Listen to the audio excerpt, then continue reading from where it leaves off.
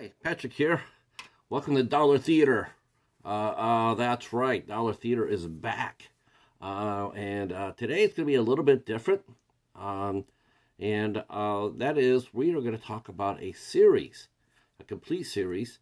And the series we're going to be talking about is one that I started watching right when it came out. And we had high hopes for it. But unfortunately, it did not make it. And that series is The Cape.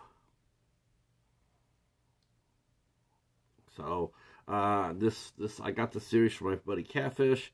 So we're going to be talking about that. So back 2006, NBC and Universal NBC ran out the show called Heroes.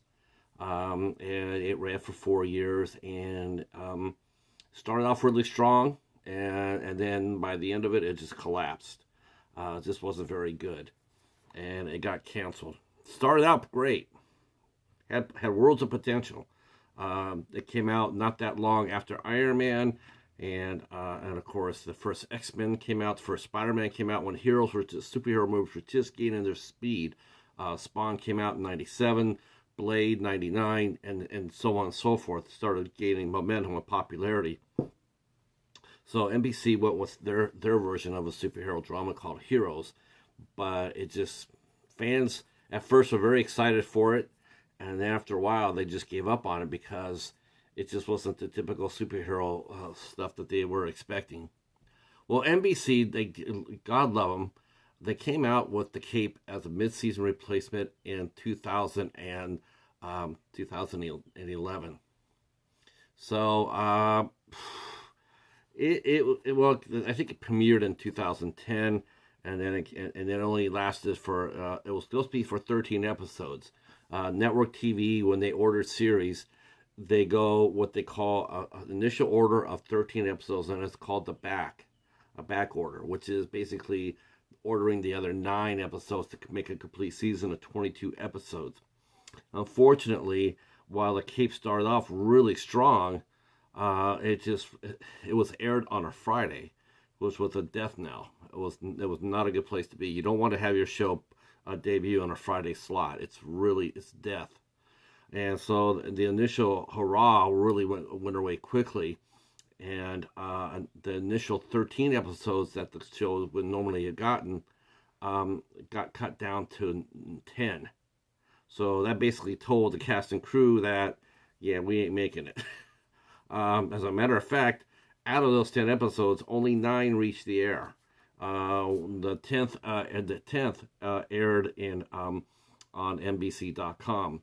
But in a sense, NBC did do creator Tom Wheeler a favor, and that was they told them soon enough that they were not going to be making it. They're not going to continue the show, and they had enough time to write a somewhat of a open-ended ending, but also tied up some loose ends. So they did get to do that a little bit, which is for a lot of series, they never get that. They just get the hook, and that's it. Whatever they have filmed, that's all they got. So the Cape basically is set in a fictional city in California, Palm City, I think it's called Palm City, and we follow Vince Faraday. He's a good cop, and he's, you know, the city's sort of like a RoboCop theme, where a corporation wants to come in and take over the policing, the private policing the company's called ARC, and it's run by a man named Peter Fleming, and so they want to come in and take over, but the police chief at the time does not want that. So they don't want ARC taking over. So a mysterious villain named Chess comes in and kills the police chief and an assistant. They frame Vince Faraday for the murder because he knows too much. And so they chase him around, and well, after him and his friend, his other cop Marty, his cop friend Marty, they find out about what ARC is all about, and then we find out that Marty's on ARC's payroll, Fleming's payroll. They frame Vince for the crime, and next thing you know, he's running for his life, and it's on TV, and his wife and his kids are watching it, and it looks like Vince is killed in a huge explosion live on TV. but in actuality, he managed to escape through on a railroad track. There was I was wondering about this myself, but there was a trapdoor, so to speak, and he managed to get in there and save his life.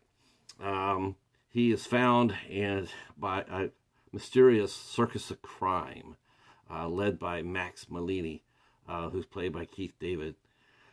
And underneath Max's tutelage,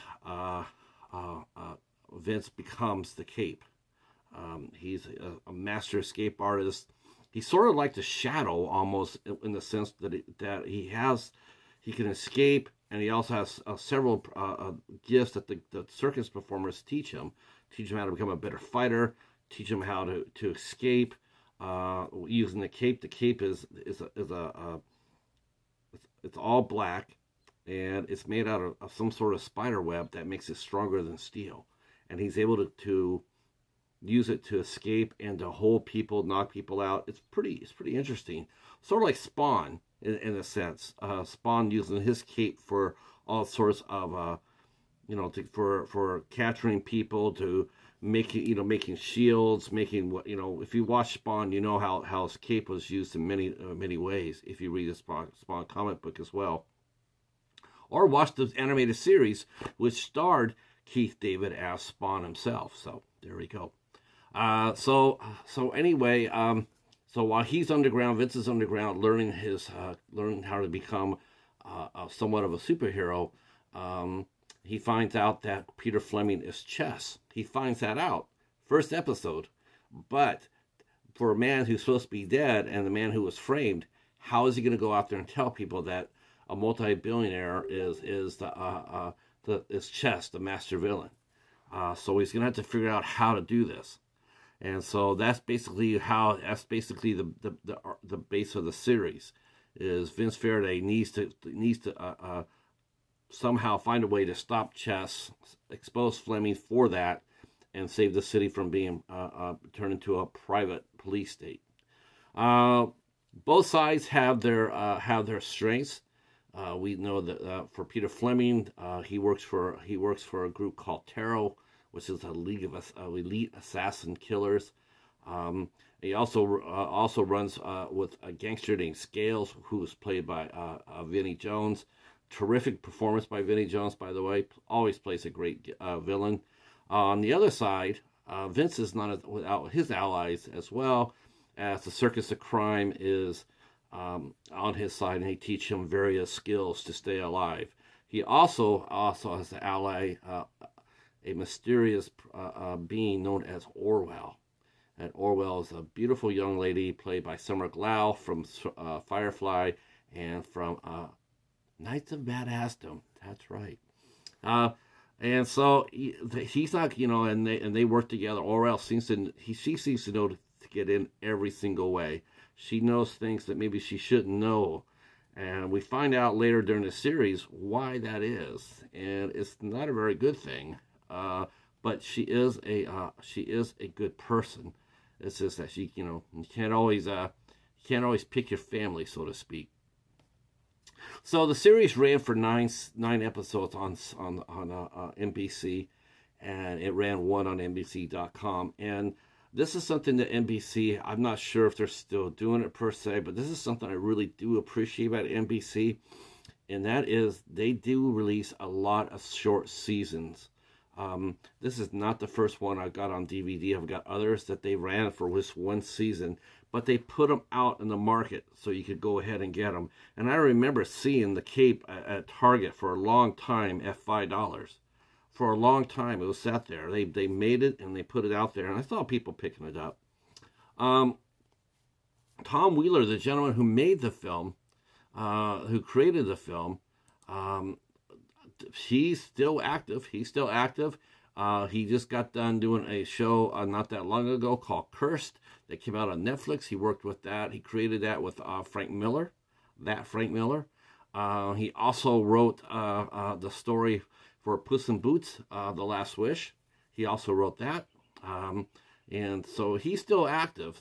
As far as the actors go, David Lyons is the gentleman who plays Vince Faraday. He's still working. He's like I said, he's an Australian actor. He's very well known down there, down to the land down under. Keith David, we all know him, right? If you're into movies or TV at all, you know who Keith David is. From They Live, the Spawn animated series, The Quick and the Dead. I mean, guy has over 300 credits to his name. I mean, who doesn't know Keith David? Summer Glau looking. I swear that lady does not age. She looks just like she did when she was in Firefly. It's amazing. She's one of a very, very good actress too. Very good actress. James Frain plays Chess. This was not the first rodeo for James Frain as for NBC, because he would later on go on to co-star in Grimm. That's right, he played a bad guy in Grimm as well. So he stayed close to the roots as far as NBC goes. They liked him, and he was a good actor, and he plays a great villain, and so he got cast right away in Grimm. Dorian Missick plays his friend, or ex-friend, Marty Voigt. And I neglected to mention this, but last week's movie, and I don't know why I did this, I didn't go deep enough into the cast. If I had, I would have known that Dorian Missick played in 2 Weeks' Notice. He played Hugh Grant's friend, and I did not mention him. So my bad on that. And he's a fine actor as well. He was good in 2 Weeks' Notice, and he is really good here as well in The Cape. And of course, what really people remember about The Cape, probably more than anybody else in it, was Marty Kleba played in it. Marty Kleba is based here in Michigan. He's a local Michigan guy. He actually lives maybe about 40 minutes away from me. And he was coming off the very popular Pirates of the Caribbean. And some of the marketing for the series, I remember that, commented on that. It's sort of like, hey, there's the guy from the Pirates of the Caribbean. This show should have worked. Quite honestly, this should have worked.